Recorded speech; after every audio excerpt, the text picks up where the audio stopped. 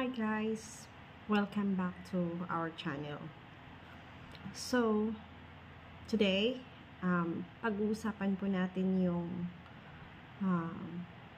bakit mas pinili namin or pinili ko at ng asawa ko home birth delivery. As you can see guys, I am showing you everybody my baby look. I am now a 5 months pregnant. Next month will be 6 months. So, medyo tricky po yung explanation ko kung bakit marami po talaga nagtatanong sa akin. Dati nagtanong sa akin kaibigan ko, mga kakilala ko, family ko, kung bakit daw nag-home birth ako, bakit daw hindi ako manganak sa ospital, ikano daw yung AFAM daw yung asawa ko. So, alam niyo guys, as we know, maraming talagang AFAM yung napapangasawang Pinay, hindi lang yung Pinay Thailand, taga dito. Nakilala ko na buntis din, na gusto nila sa abroad manganganak. May kilala kong Thai siya, tapos yung magiging asawa niya ay Canada. So, ayaw yung mga anak sa Thailand, gusto niya doon sa Canada, ganito, ganyan. So, maraming nagsasabi or pinagsasabihin ako ng mga kilala ko dito. At sa Pinas din, family ko, kung bakit daw mas nakapangasawa daw ako ng AFAM, bakit daw ngayon sa bahay ako manganak. Baliktad daw yung mundo. So, ganito kasi yun, guys. So, sa una ko talagang baby, yung tatlo sila, hindi dito sa AFAM ko. Yung tatlo ko talagang baby, lahat talaga sila pinanganak sa ospital. Sa hospital talaga lahat. Yun ang nung nakapagpangasawa ako ng AFAM,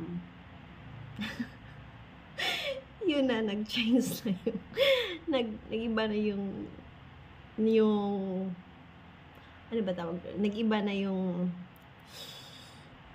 mundo ko. So, instead na ang expectation ng ibang tao, or ang expectation ko din, di ba? O may asawa na akong AFAM, o hindi na ako mamumblema sa hospital, so ganito. So, yun. Nung nabuntis ako, hindi ko alam na yun sa una niyang asawa ay nagpa-practice na pala sila ng home birth delivery doon sa Amerika. Kasi doon sa Amerika, parang napaka-common kasi na home birth delivery. So, yun. Nung sinabi niya sa akin na mag-home birth daw kami, sabi ko, talagang pumalag ako, ayoko talaga, umiyak ako. Sabi ko, hindi, ayoko, kasi nga, natatakot ako. Tapos, guys, hindi din uso sa kanila yung, di ba sa atin dyan sa Pinas, every month, or at least, talagang yung prenatal, talagang pina-follow mo yung sinasabi ng doktor. No, nakapag-asawa ko ng AFAM, guys. Hindi po ako nagpe-prenatal. Pupunta pa kami ng doktor kasi kailangan namin yun. Pupunta kami doktor 3 beses lang in 9 months. So, may choices ako. Pinapapili niya ako ng choices kung kailan ko gusto. 3 months, kung first trimester, second trimester, and then third trimester. So, nung nalaman ko na buntis ako, after like 2 months, nagpa-ultrasound ako, and then 6 months, nagpa-ultrasound ako, and then last ultrasound ko ng 9 months. So, the same sa pangalawa kong baby dito sa asawa ko. Ganun din dito sa ngayon, sa pagbubuntis ko. So, ngayon, sorry na, putol ang video. So, ngayon guys, 5 months pregnant ako. Isang beses lang kami nagpunta ng doktor sa OB-GYN ko. At alam na ng OB-GYN ko kasi siya yung pinupuntahan namin mula kay Nathaniel at saka Mikaya. So, alam niya na hindi walang test talaga, walang laboratory, anything. Check lang yung baby heartbeat, ganun. Tapos sabi ng doktor na kailangan ko daw ng laboratory, ganito, ganyan. Ayaw ng asawa ko. So, wala akong magawa. So, nag-trust na lang ako kay God na healthy naman yung baby. So, thanks God from Nathaniel and Mikaya. Lahat naman po ng baby, lahat sila, dalawa, healthy. So, guys, ayun. Ano ba yung advantage based on my experience? Ang advantage pag nasa bahay ka na anak, may freedom ka, hindi ka inaano, hindi ka lagi inaayin ng doctor or ng nurse. Tapos may nasa comfort zone ka, walang maraming tao. So, nung una, sa kay Nathaniel, talagang nagwa-watch ako ng YouTube kung paano umiri ng tama at kailan ka umiri ng tama. Yung ganun, talagang nag-i-exercise ako para easy delivery. Yung mga nag-yoga ako everyday para hindi ako mahirapan ng anak.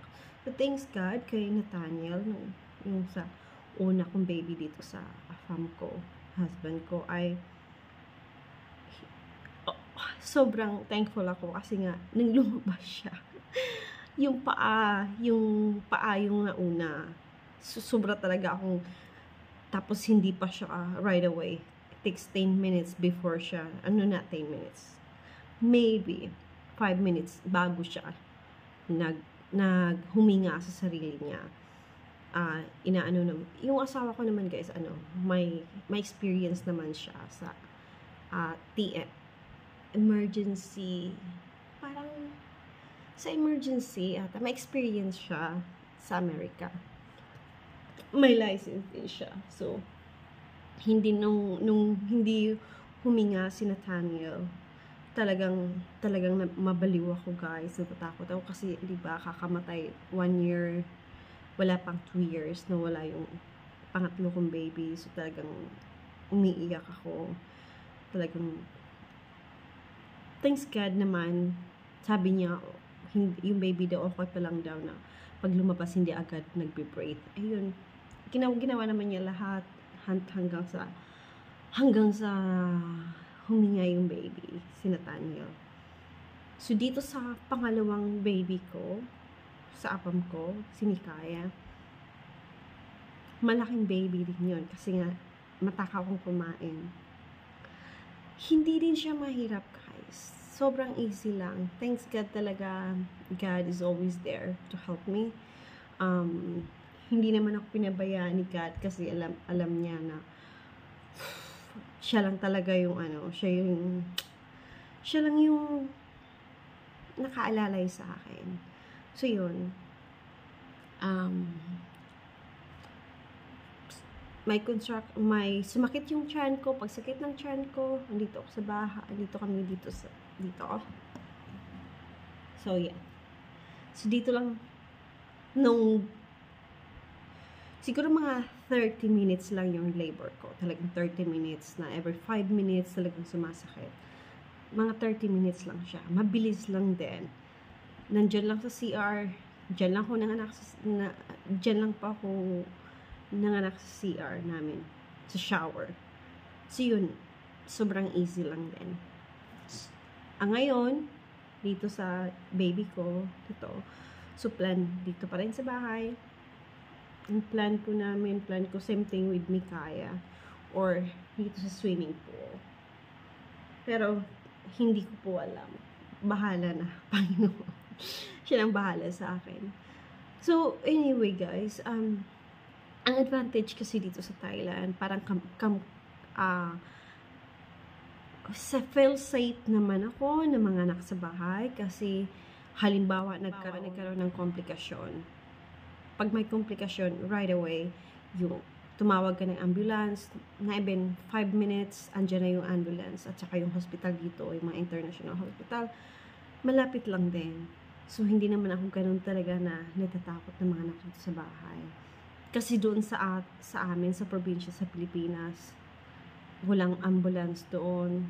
Talagang, it takes hours and before ka makapunta sa hospital, it takes a lot of time and it's so dangerous kung sa bahay ka ng anak, hindi safe talaga. Kasi pag may komplikasyon, hahanap ka pa ng kapitbahay na may sasakyan para dalhin ka sa hospital, tapos napakalayo pa ng hospital. So, yun din yung nakakatakot. So, yun guys, hindi, masasabi ko lang na hindi lahat ng nakapag-asawa ng AFAM ay ang ine-expect na ibang tao, may asawa siyang AFAM, ganito, ganyan. Buhay niya ay napakarangha ng buhay. Hindi po ganon. Sobrang, siguro, yung may mga tao talaga, may mga babae na nakapag-asawa ng AFAM na maswerte sila kasi mabait yung pangasawa nila. Kung anong gusto nila, ginagawa ng AFAM nila. Dito kasi sa side ko guys, iba, baliktad yung sitwasyon. Pag nag-explain ka or kung ayaw niya talaga, ayaw niya, wag mo na lang guluhin kung ayaw no ng gulo. So yun guys, for me, yun yung reason ko kung bakit ako manganganak sa bahay kahit na AFAM yung asawa ko. So thank you guys for watching my channel, and please huwag niyo pong kalimutang mag-subscribe sa channel ko and comment and share. Have a nice day.